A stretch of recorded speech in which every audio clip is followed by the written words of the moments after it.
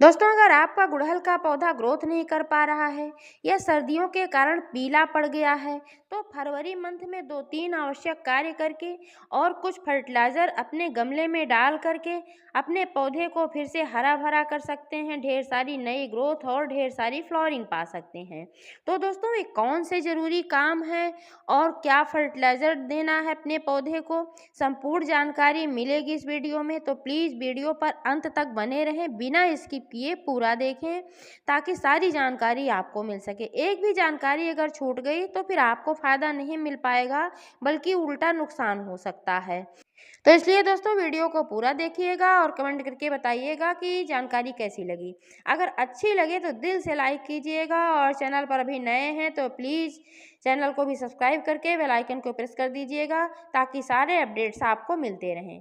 दोस्तों, फरवरी का आधा महीना बीत चुका है और मौसम थोड़ा थोड़ा गर्म होने लगा है या पौधों के अनुकूल होने लगा है। जो पौधे डोरमेंसी में थे, अब वो डोरमेंसी से बाहर आ गए हैं और धीरे धीरे उनमें ग्रोथ स्टार्ट हो गई है। आपने भी नोटिस किया होगा कि आपके जो गार्डन में पौधे हैं उनमें भी ग्रोथ स्टार्ट हो गई होगी।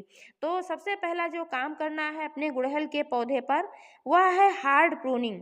क्योंकि हार्ड प्रूनिंग जब आप करते हैं तो आपके पौधे पर बहुत सारे नए नए शूट्स निकलते हैं और आपका पौधा स्वस्थ ब्रांचेज लेकर के आता है और फिर आपका पौधा घना भी होता है और जो नई ब्रांचेज होती हैं उन्हीं में फिर कलियां भी बनती हैं। हार्ड प्रूनिंग के लिए दोस्तों फरवरी और मार्च का महीना सबसे अच्छा होता है। अगर फरवरी और मार्च में किसी कारणवश आपने प्रूनिंग नहीं किया है, तब आप बरसात में भी कर सकते हैं, क्योंकि बरसात के सीजन में भी पौधों की ग्रोथ बहुत ही अच्छी होती है। आप जो है मेरा गुड़हल का पौधा देख पा रहे हैं, इसकी हार्ड प्रूनिंग मैंने 1-1.5 महीना पहले कर दी थी, क्योंकि इसके पत्ते थोड़ा पीले पड़ने लगे थे। मेरी थोड़ी सी गलती थी उसमें कि जहाँ पौधा ये रखा हुआ था वहाँ पर धूप नहीं जा रही थी और इसमें फिर वाटरिंग वगैरह भी नहीं हो पाई थी, मेरी कुछ व्यस्तता थी, इसके वजह से इसके पत्ते पीले पड़ने लगे थे। हालांकि उस समय भी इसमें कलियां बन रही थी, लेकिन पत्ते थोड़ा पीले पड़ने लगे थे। साइड में आप इमेज देख पा रहे हैं कि ऐसा ही मेरा ये पौधा हो गया था, तो इसीलिए मैंने इसकी हार्ड प्रूनिंग कर दी थी। और जब मैंने इसकी हार्ड प्रूनिंग की थी उस समय हल्की हल्की धूप निकल रही थी, लेकिन हार्ड प्रूनिंग करने के तुरंत बाद से ही धूप निकलना बंद हो गई थी, कोहरा वगैरह होने लगा था। लेकिन मेरे पौधे की मिट्टी में पोषक तत्व मौजूद थे, इसकी वजह से इसमें तब भी ग्रोथ चालू थी। ऐसा नहीं था कि मेरे पौधे की ग्रोथ बंद हो गई, क्योंकि क्या होता है कि जब कोहरा वगैरह पड़ता है, धूप नहीं निकलती है, ऐसे समय में आपको हार्ड प्रूनिंग बिल्कुल नहीं करना चाहिए, प्रूनिंग ही नहीं करना चाहिए, क्योंकि ऐसे समय में ग्रोथ नहीं होती है। लेकिन पौधा थोड़ा मेरा पीला पड़ गया था, इसलिए मैंने किया था, और जब मैंने किया था उस समय धूप भी निकल रही थी। तो दोस्तों, जब मैंने इसकी हार्ड प्रूनिंग किया था उसी समय मैंने इसमें फर्टिलाइज़र वगैरह डाला था। उसके बाद थोड़ा बहुत फिर एक बार मैंने डाल दिया था, तब से मैंने कोई फर्टिलाइज़र नहीं डाला है, 1 महीने से ज़्यादा हो चुका है। तो इसलिए अब इसमें फर्टिलाइज़र डालना पड़ेगा, क्योंकि गुड़हल का जो पौधा होता है या हैवी फीडर होता है, इसको खिलाने पिलाने की आवश्यकता बहुत होती है। जब ये पौधा ठीक तरीके से न्यूट्रिएंट्स, माइक्रो न्यूट्रिएंट्स पाता है, तभी इस पौधे की ग्रोथ भी होती है और तभी इसमें अच्छी मात्रा में फ्लावरिंग भी होती है। यह जो पौधा आप मेरा देख पा रहे हैं, यह 4-5 साल पुराना पौधा है और ऐसे ही प्लास्टिक के बकेट में लगा हुआ है। ऐसे ही मैं इसकी देखभाल करती हूँ, समय समय पर मैं हार्ड प्रूनिंग करती हूँ और महीने में एक बार सॉफ्ट प्रूनिंग करती हूँ, और ऐसे ही मेरा पौधा चल रहा है। अगर इसी तरीके से आप भी अपने गुड़हल के पौधे की देखभाल करेंगे तो एक ही गमले में यह पौधा 20-25 साल तक चलता रहता है। सिर्फ 2-3 बातों का ध्यान देना होता है। एक तो गुड़हल के पौधे पर कीड़ों का अटैक बहुत होता है, तो इसमें कीड़े नहीं लगने देना है, इस बात का विशेष ध्यान रखें। चेक करते रहें कहीं कीड़ों का अटैक तो नहीं हुआ है। इस पर तरह तरह के कीड़ों का अटैक होता है, एफिड्स है, स्पाइडर माइट्स है और बहुत सारे कीड़े हैं। सबसे ज़्यादा अटैक इस पर जो होता है वह होता है मिली बग्स, जो सफ़ेद चिपचिपे कीड़े होते हैं, तो मिली बग्स का अटैक बहुत होता है। अब गर्मियाँ आ रही हैं और गर्मी के सीज़न में चींटियों का भी आतंक बहुत हो जाता है, और चींटियाँ जो होती हैं दोस्तों, यही होती हैं जो मिली बग्स को लेकर के आती हैं और पौधों पर रखती हैं। क्योंकि मिली बग्स जो होते होते हैं चींटियों का भोजन होते हैं, इनको चींटियाँ खाती हैं, इसी वजह से ला करके अपने भोजन को पौधों पर रखती हैं। और पौधों पर जब ये आ जाते हैं तो पौधों का रस चूसते हैं, इसकी ब्रांचेज का रस चूसते हैं, इसलिए पौधा निर्जीव हो जाता है और कलियाँ वगैरह बनती भी हैं तो गिर जाती हैं, धीरे धीरे पौधा सूख जाता है, बेजान हो जाता है। इसलिए इस बात का ध्यान रखें कि अपने पौधे पर कीड़ों को आने ही ना दें। अगर कीड़े लग गए हैं तो आप नीम ऑयल का इस्तेमाल करके अपने पौधों को कीड़ों से बचा सकते हैं। नीम ऑयल का इस्तेमाल करने के लिए आपको लेना है 1 लीटर पानी और उसमें 1 डेढ़ चम्मच नीम ऑयल डाल देना है। सबसे पहले एक पत्ते पर छिड़क कर आपको चेक करना है, 1 घंटे के लिए छोड़ देना है। अगर पत्ते का कलर चेंज हो रहा है या पत्ती सूख रही है, पीली पड़ रही है, मुरझा रही है, तब आपको समझना होगा कि उसमें ऑयल की मात्रा ज़्यादा है, तब आपको उसमें और पानी डालना होगा। अगर ऐसा कुछ नहीं होता है तब आपको समझना चाहिए कि जो आपने घोल बनाया है या परफेक्ट है और आप अपने पौधे पर इसको आराम से स्प्रे बोतल में भर कर छिड़क सकते हैं और ऐसे छिड़कें कि हर जगह पर पहुंच जाए, कोने कोने तक पहुंच जाए, कहीं भी ना बचने पावे। नीम ऑयल के अलावा दोस्तों आप घरेलू चीज़ों का भी इस्तेमाल कर सकते हैं, जैसे कि आपने डिटर्जेंट पाउडर ले लिया और उसमें मिला दिया मीठा सोडा, जो खाने वाला सोडा होता है, 1-1 चम्मच दोनों 1 लीटर पानी में डाल करके इसका घोल बनाकर अगर आप पौधों पर छिड़कते हैं तब भी यह चींटियों को भी नष्ट कर देता है और कीड़े मकोड़ों को भी नष्ट कर देता है। तो दोस्तों आप देख पा रहे हैं कि जब मैंने हार्ड प्रूनिंग किया था तो यहाँ से मैंने किया था, आप देख पा रहे हैं यहाँ पर कितने ढेर सारे शूट्स निकले हुए हैं और यहाँ पर भी मैंने किया था, यहाँ पर भी मैंने किया था, देख पा रहे हैं आपकी जितनी भी ब्रांचेस थी यहाँ इस तरीके से मैंने हार्ड प्रूनिंग कर दिया था, इसमें कुछ भी नहीं बचा था। तो अब यहाँ पर कितनी ढेर सारी शाखाएं निकल करके आ रही हैं और उम्मीद करती हूँ कि कुछ ही दिनों में इसमें कलियाँ बनना भी स्टार्ट हो जाएंगी। गुड़हल के पौधे की अच्छी ग्रोथ के लिए इसको 5 से 6 घंटे की धूप वाली जगह पर रखें। छाये में गुड़हल का पौधा ग्रोथ नहीं कर पाता है, पीला पड़ने लगता है और इसमें कलियां भी नहीं बनती, बहुत कम मात्रा में फ्लावरिंग होती है जब बहुत फ्लावरिंग का समय होता है तब, और नहीं तो इसमें फ्लावरिंग नहीं हो पाती है बिना धूप के। इसलिए ऐसे स्थान पर रखें जहाँ पर परफेक्ट 5-6 घंटे की धूप आती हो। जब ज़्यादा गर्मी पड़ने लगे उस समय पर आप दोपहर की धूप से अपने पौधों को बचाएं, क्योंकि दोपहर में बहुत ही कड़ी धूप होती है, ऐसे में पौधे झुलसने लगते हैं। उस समय या तो आप अपने गमले को हटा करके दूसरे स्थान पर रख दें जहाँ पर सेमी शैडो हो, और ऐसा नहीं कर सकते हैं तो आप ग्रीन नेट का इस्तेमाल कर सकते हैं। पौधे की अच्छी ग्रोथ के लिए मिट्टी का भुरभुरा होना बहुत ही आवश्यक होता है, इसलिए 10 से 15 दिनों में मिट्टी की गुड़ाई अवश्य करते रहें। आप देख पा रहे हैं कि जो मेरे पौधे की मिट्टी है यहाँ पर, ये बहुत ही भुरभुरी है और ये जल निकासी वाली मिट्टी है। ऐसे ही मिट्टी आपको इस्तेमाल करना है। कभी भी आपको ऐसी मिट्टी नहीं इस्तेमाल करना है जो कि पानी डालने के बाद दलदली हो जाए। जब भी आप पॉटिंग मिक्स बनाएं उसमें 50% गार्डन सॉयल और उसमें मिला दें 20% रेत, 30% आप मिला सकते हैं उसमें गोबर की सड़ी हुई खाद, या फिर उसमें वर्मी कंपोस्ट खाद भी मिला सकते हैं, कोकोपीट भी मिला सकते हैं। कोकोपीट मिलाने से बहुत फ़ायदा होता है, क्योंकि जब कोकोपीट मिलाया जाता है तो मिट्टी जो होती है वो हल्की हो जाती है, बहुत भारी नहीं होती है, जमती नहीं है। और दूसरा फ़ायदा ये होता है कि मिट्टी की नमी को बना करके रखता है कोकोपीट, जल्दी जल्दी ये ड्राई नहीं होती, इसलिए मिट्टी में नमी भी बनी रहती है और मिट्टी गीली भी नहीं होती है। पौधे की ग्रोथ के लिए ये बहुत ही इम्पॉर्टेंट बात है कि मिट्टी का गीला नहीं होना चाहिए, मिट्टी हमेशा भुरभुरी होनी चाहिए, लेकिन मिट्टी नम होनी चाहिए, गमले में पानी भरा हुआ नहीं होना चाहिए, इससे जड़ें सांस नहीं ले पाती हैं और सड़ने लगती हैं। जब मिट्टी भुरभुरी होती है, जल निकासी वाली होती है, तो जड़ों तक ऑक्सीजन पहुंच पाता है। पानी की बात करें दोस्तों तो अब गर्मी का महीना आ रहा, हवाएं भी तेज चल रही हैं, तो मिट्टी लगभग जल्दी जल्दी ड्राई हो रही है। तो आप डेली पानी दे सकते हैं, लेकिन इस बात का ध्यान रखें कि जल भराव ना हो, इतनी ही मात्रा में पानी डालें कि गमले की मिट्टी में सिर्फ नमी बनी रहे। तो दोस्तों यहाँ नीचे जड़ों के पास जो कुछ शूट्स निकल रहे हैं इनको ऐसे ही रिमूव कर देना है, क्योंकि बहुत नीचे जो शाखाएं होती हैं इनमें फ्लावरिंग वगैरह भी बहुत नहीं होती है और जो नीचे ऐसे शाखाएँ होती हैं, छोटी-छोटी शाखाएँ बहुत होती हैं, तो गुड़ाई-निराई में भी बहुत मुश्किल होती है।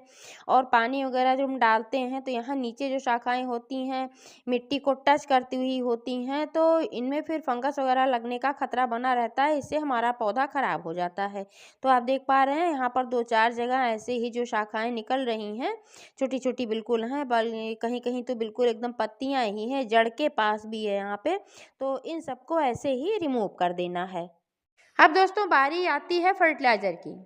तो दोस्तों यहाँ पर मैंने लिया हुआ है गोबर की सड़ी हुई खाद। आप देख पा रहे हैं कि मैंने 600-700 ग्राम यहाँ पर गोबर की सड़ी हुई खाद लिया हुआ है, क्योंकि मैंने बकेट में लगाया हुआ है और काफ़ी बड़ी है, तो इसमें मैं 600-700 ग्राम कम से कम डाल रही हूँ। 1 किलो भी मैं डाल सकती थी, बट मैं अभी 600-700 ग्राम डाल रही हूँ, क्योंकि मेरी मिट्टी में अभी भी पोषक तत्व मौजूद हैं, इसी वजह से मेरा पौधा इस तरीके से ग्रो कर रहा है। महीने में 1 बार गुड़हल के पौधे को गोबर की खाद ज़रूर देना चाहिए, क्योंकि गोबर की खाद देने से गुड़हल का पौधा अच्छी तरीके से ग्रो भी करता है और इसमें फ्लावरिंग भी अच्छी होती है।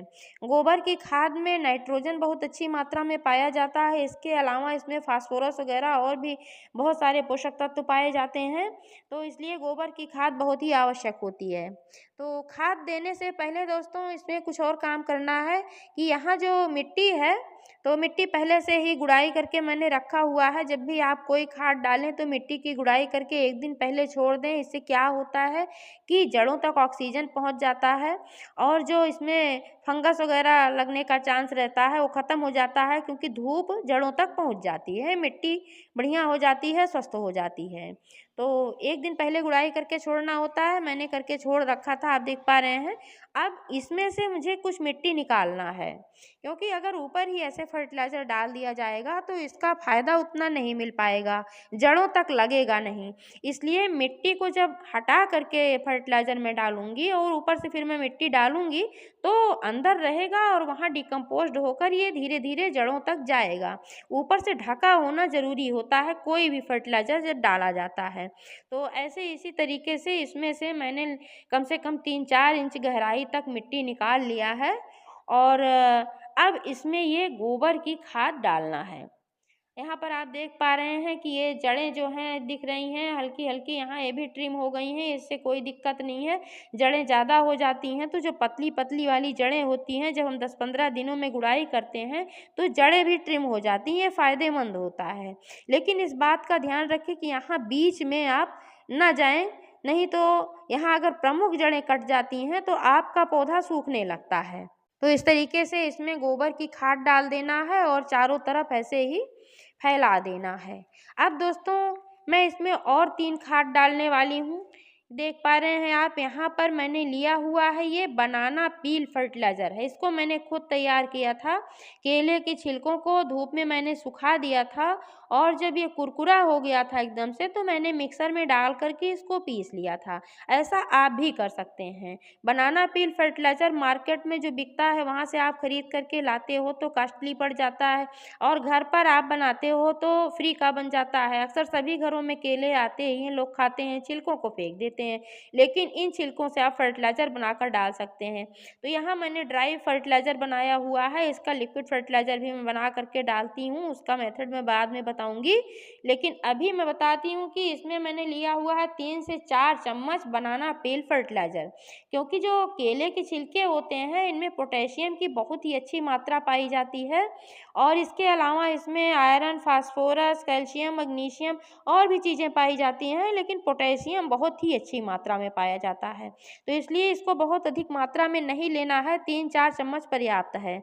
अभी मेरे पौधे में कुछ पोटेशियम की मात्रा बाकी है, क्योंकि अगर पोटेशियम की मात्रा कम हो जाती है तो पौधे की ग्रोथ बंद हो जाती है, पौधा पीला पड़ने लगता है।